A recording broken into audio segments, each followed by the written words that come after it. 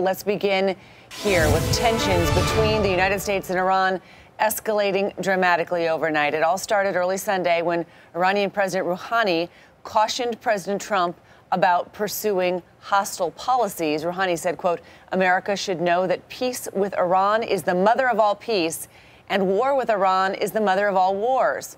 Last night, he got a response via tweet, of course. President Trump warning Rouhani in all caps, never ever threaten the United States again, or you will suffer consequences the likes of which few throughout history have ever suffered before.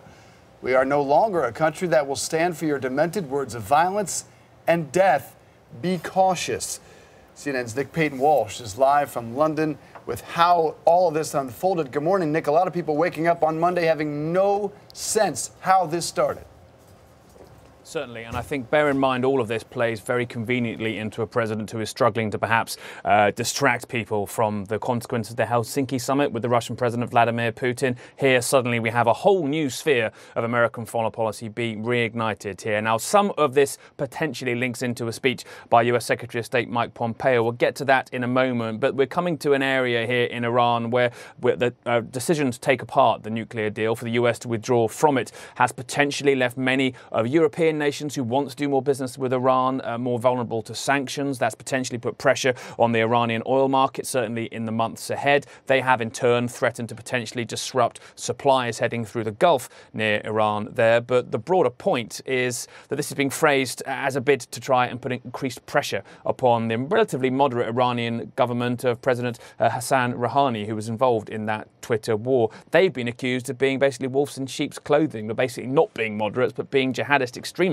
according to Secretary of State Mike Pompeo in a recent speech. Here's what he had to say about that broad government. The bitter irony of the economic situation in Iran is that the regime uses this same time to line its own pockets while its people cry out for jobs and reform and for opportunity. The Iranian economy is going great, but only if you're a politically connected member of the elite.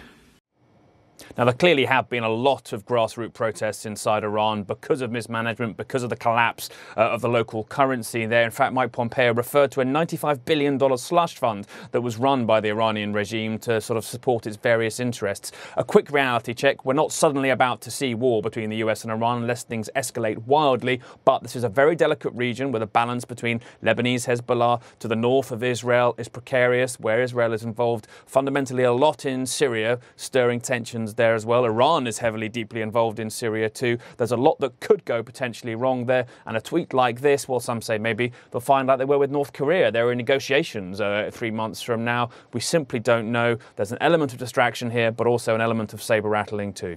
Back to you. Indeed.